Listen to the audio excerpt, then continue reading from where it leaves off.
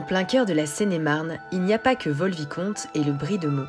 Artistes, souffleurs, chalumistes verriers, ils se sont tous donné rendez-vous dans le parc du château d'Arribas. Aujourd'hui, c'est un palais aux 1000 merveilles que nous découvrons. L'entreprise Arribas nous ouvre ses portes pour nous présenter le travail de ses artisans. Mais avant de découvrir ce savoir-faire exceptionnel, on aimerait savoir comment Harry Potter est arrivé jusque-là. Ici, c'est la caverne d'Ali Baba et c'est Laura, chargée de communication pour le château, qui va nous présenter la sélection Harry Potter. C'est parti.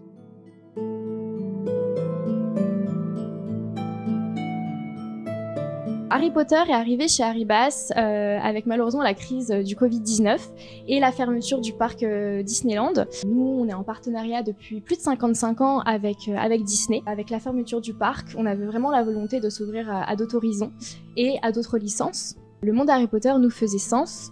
Et on a acquéri du coup la licence en 2020, depuis 2020. Bon, ça n'a pas toujours été facile de convaincre les équipes parce que faire par exemple une baguette magique à Harry Potter, c'est pas ce qu'il y a de plus simple. Il y a eu pas mal d'expérimentations. On a Séraphin, notre souffleur de verre à la canne, où ça fait pas mal de temps qu'il est par exemple sur un chapeau.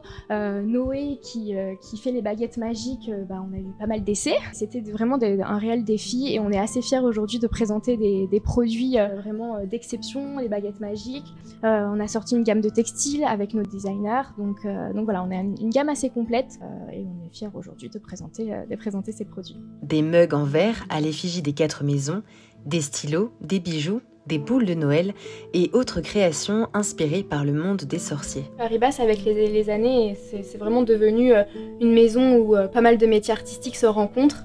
Et on s'est élargi à plusieurs métiers, dont déjà les maîtres verriers. Et ensuite, on a des designers bijoux, on a des designers textiles, on a des silhouettistes, on a des maquilleurs sur le parc avec le face painting. Donc c'est vrai qu'aujourd'hui, on est devenu vraiment une véritable maison autre que la verrerie. C'est pour ça qu'aujourd'hui, on propose des gammes de plus en plus larges. Chez Arribas, l'un des produits phares, c'est le mug personnalisé grâce au sablage. Victoria, employée polyvalente, est en charge de toute cette étape, du pochoir aux finitions.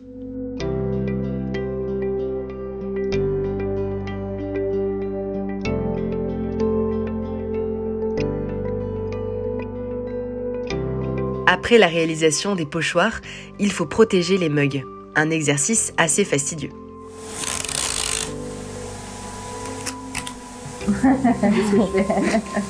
Je suis pas sûr de moi du tout. Si, c'est bon, c'est parfait. Ensuite, les mugs peuvent enfin passer à la sableuse. Avec l'action de l'air et du sable, le verre va être marqué durablement selon la forme choisie. Qui veut commencer ?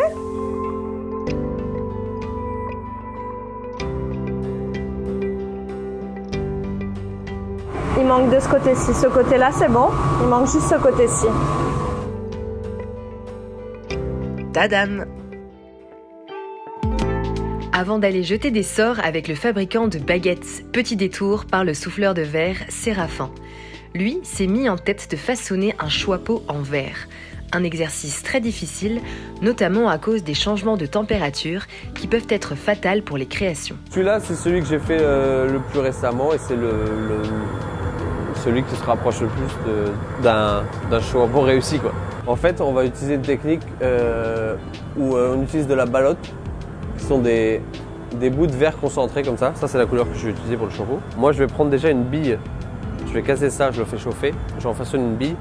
Et c'est ce que je vais attraper au bout de la canne. Et je vais souffler au travers de la bille et ça va propager la couleur sur toute la pièce.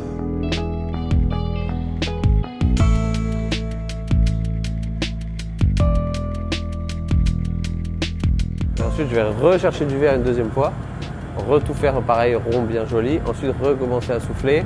Je vais d'abord donner un peu une forme conique, tout ça, la taille que je veux. Et entre-temps, je dois aller me lever et chauffer dans ce four-là, parce que sinon ça casse.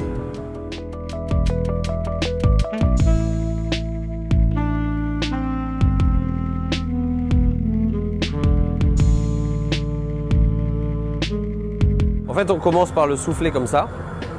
Et avoir la bulle. Et ensuite, je casse, je l'attrape là et je le tire en pointe. Et là, c'est là où je fais la forme pointue du chapeau. Ensuite, je le plie, je le rattrape par là et là, j'ouvre Sauf que là, vu que j'étais un peu trop épais et qu'il faisait très froid, ben, il a cassé en fait au niveau où j'ai raccroché la pointe avant que j'ai le temps de l'ouvrir pour après l'ouvrir comme une assiette.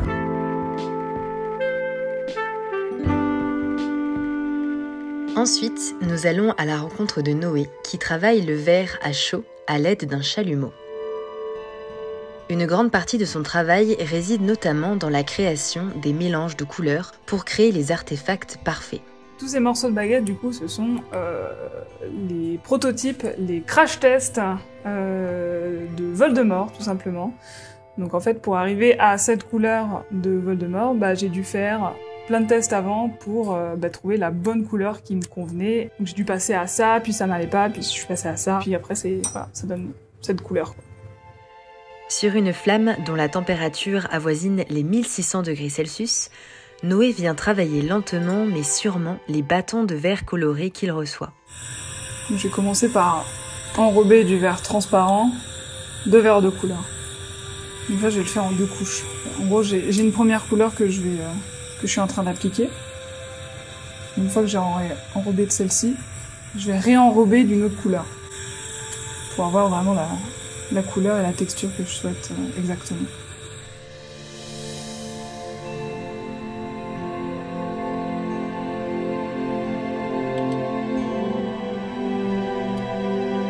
Donc là, j'ai coupé pour pouvoir ressouder par la suite. Et comme ça, j'ai mon petit détail en plus. Après une vingtaine de minutes sur cette flamme, Noé peut enfin souder le manche de la baguette avec le reste. Donc là, c'est en gros les outils, il n'y a rien de spécial. Je veux dire, là, par exemple, j'ai un wood réglé, j'ai des cutters, j'ai tout ce qui peut aplatir, faire des textures, des motifs, des empreintes et compagnie. Tout est bon à prendre en fait.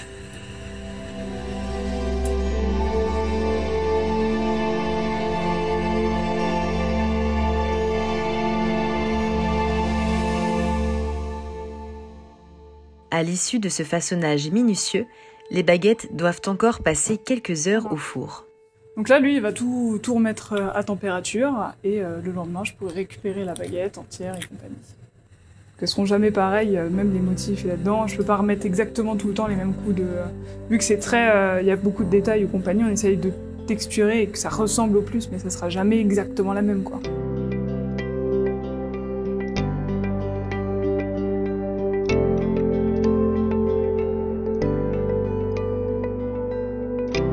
Depuis notre tournage, Séraphin est parvenu à fabriquer un choix-peau. Pour le voir, rendez-vous à Condé-Sainte-Libière. Merci à Arribas de nous avoir ouvert ses portes pour la journée. Merci aussi à tous les intervenants qui ont accepté de participer à ce sujet. Rendez-vous sur la Gazette du Sorcier pour ne rien manquer de l'actualité magique.